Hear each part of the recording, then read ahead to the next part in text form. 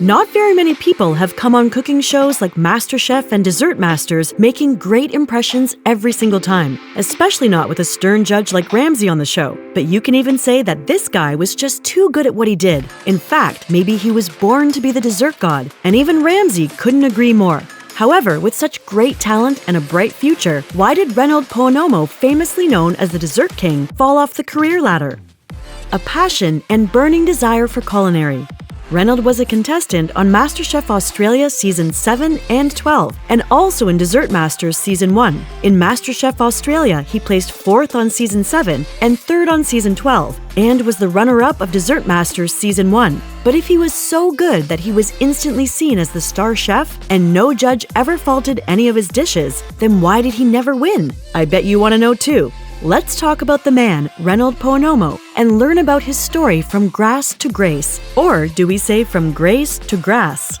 Reynold's journey with food began when he immigrated from Indonesia to Sydney, Australia at the tender age of 4. Raised in a household where cooking was every part of the day, it was no surprise that he found himself surrounded by the aromas and flavors of various cuisines from an early age. His parents ran restaurants, his older siblings were hustling in hospitality. You could say cooking was in his DNA.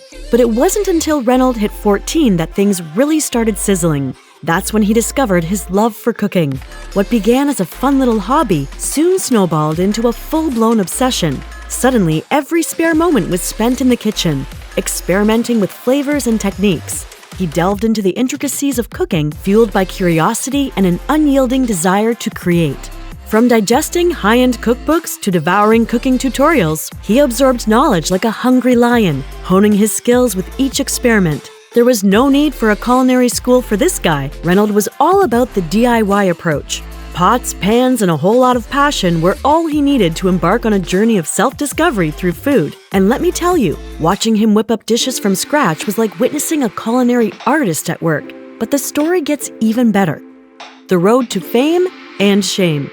Reynold made his debut on the cooking competition scene in 2015 at just 20 years old. And boy, did he come with a truckload of impressive and mouth-watering recipes and unique dishes. From the onset, his dishes were nothing short of exceptional, and anyone who had a taste could tell just how heavenly they were. He eventually became widely known as the Dessert King. Former judge Matt Preston even called one of his dishes the best dessert he'd ever had in the last 6 years. Now that's just wild.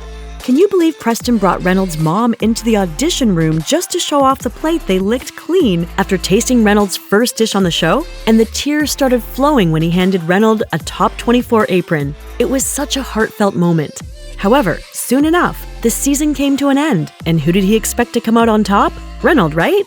Well, wrong. Despite Reynold's skills and expertise, he came in 4th position. Shocking, right? Hold on to your seat because the story continues. 5 years later in 2020, to compete for the Back to Win grand prize, and this time, there was no doubt that he was going to win. At least, we thought so too. And by this time, he was ready to smash it.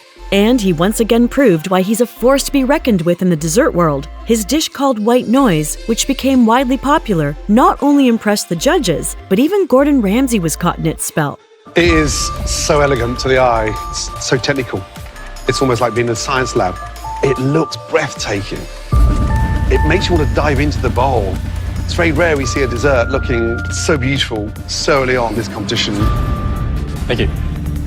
The judges couldn't contain their awe, praising the technical wizardry and jaw-dropping beauty. That's absolutely gorgeous. Mel couldn't resist a chuckle when she debated whether to devour it or frame it for display. After all, ruining perfection is no easy feat, even with a spoon.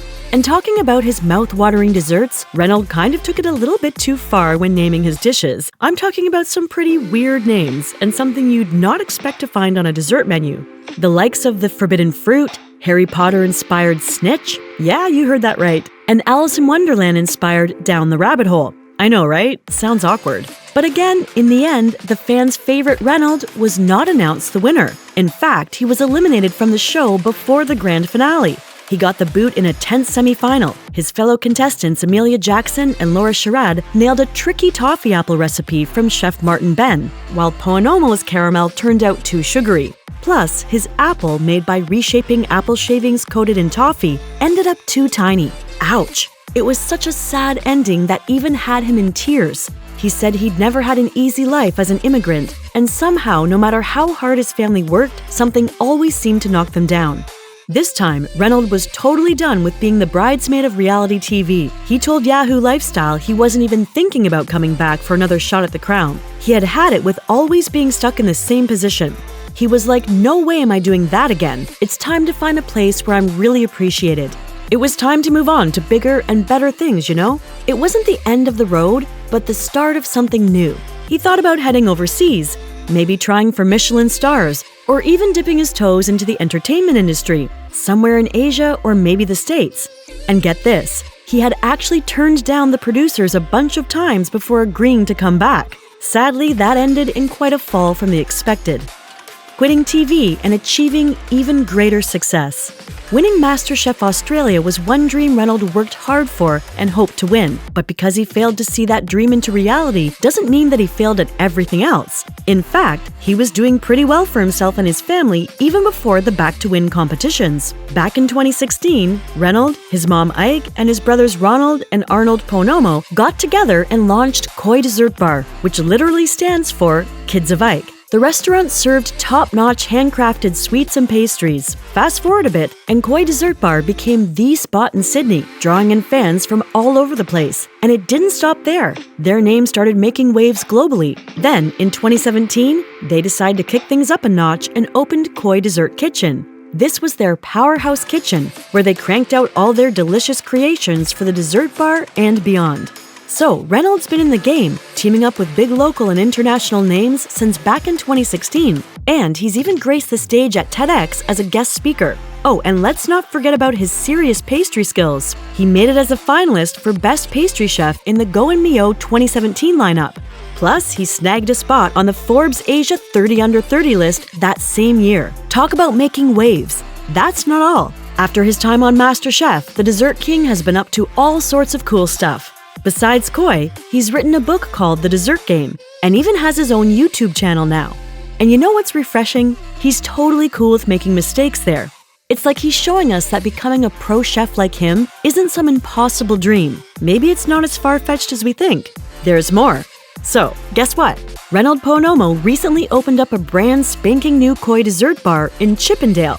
Yup, he's moved from Kensington Street to Central Park Avenue. And let me tell you, it's quite the upgrade. Reynold calls it his dream venue, and you can totally see why. Now, let's talk about what's inside this sweet haven. First up, you've got your classic dessert bar vibes, just like the good old days in Chippendale. It's got that cozy feel with a stone and Japanese tile benchtop, showcasing all of Koi's mouth-watering desserts. And let me tell you, they've got some serious goodies. Think black truffle basque cheesecake and matcha, yuzu and pistachio slices. Plus, you can grab a cup of St. Drew coffee or some Tavalon tea to go with your treat. Sounds pretty sweet, right? In all, Reynold has proven that one or two bad failures don't and shouldn't define your future.